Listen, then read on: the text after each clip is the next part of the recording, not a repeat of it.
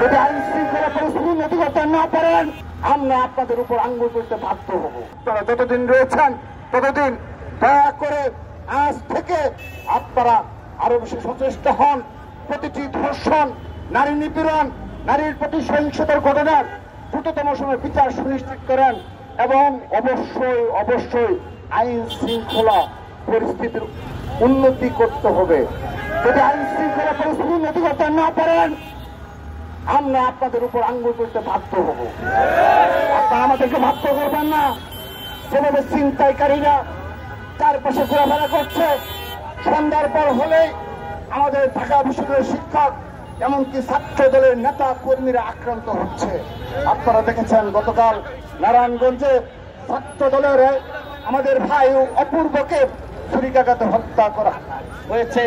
অর্থাৎ এখানে ছাত্র দল, সাধারণ শিক্ষার্থীরা, এমনকি ঢাকা বিশ্ববিদ্যালয়ের শিক্ষক সহ বাংলাদেশের সকল শ্রেণীর মানুষ ইতিমধ্যে আক্রান্ত হয়েছে এবং এই ঘটনা দিনের পর দিন বেড়েই চলেছে।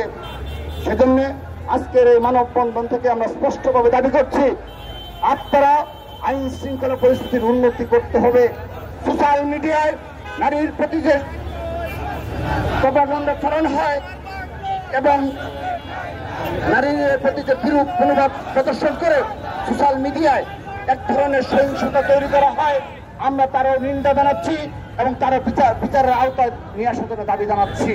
এবং সেই সাথে আসিয়ার ঘটনা সহ অপরাপর যতগুলো ঘটনা রয়েছে, আপনারা আইনের মধ্যে থেকে দ্রুততম সময়ে বিচার সুনিশ্চিত করবেন এবং আপনারাই পারেন কিংবা আগামীতে আমাদের এই ধর্ষণের ঘটনায় যে ধরনের আমাদের পরীক্ষা নিরীক্ষা ব্যবস্থা রয়েছে তার যুগোপযোগী করতে হবে, তার উন্নতি করতে হবে সেই রেখে, এবং আমাদের দেশের যে আইন রয়েছে যে 2 মাসের মধ্যে তদন্ত কাজ শেষ করা এবং 6 মাসের মধ্যে বিচার প্রক্রিয়া শেষ করা।